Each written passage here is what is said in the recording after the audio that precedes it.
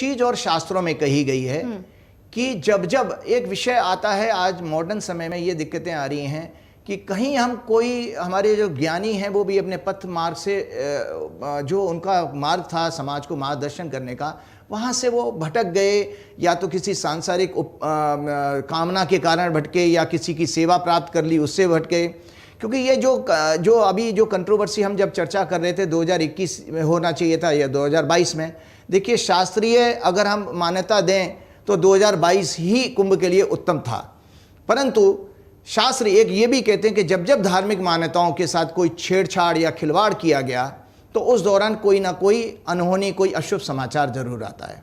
तो अशुभ समाचार ये होता है कि भाई जैसे राजा को कोई कष्ट आए, क्योंकि राजा हमारा प्रतिनिधित्व करता है, पिता समान होता है ना, तो सारी जनता का प्रतिनिधित्व राजा करता है। तो ईश्वर की निगाह में दंड का अधिकारी राजा होता है।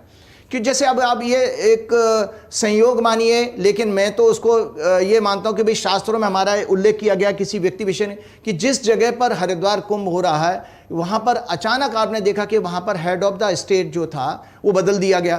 तो ये क्या इससे जुड़ा हुआ है, इस पर चिंता करें। दूसरे सज्जन उनके स्थान पर आए तो उनके मुख से भी कुछ ऐसी बातें निकली जो लगातार कंट्रोवर्सी बनी हुई हैं अभी।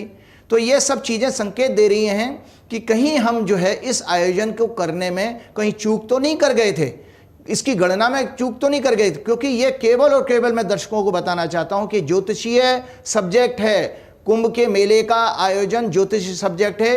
क्योंकि मैंने साधना के 4 उपायों में से फिर रिपीट करता हूं, शास्त्र, उत्साह, गुरु और काल। जो काल जो मैंने कहा था वो काल का अर्थ है वहां पे समय, योग। काल का मतलब वहां पर study of time which is called ज्योतिष।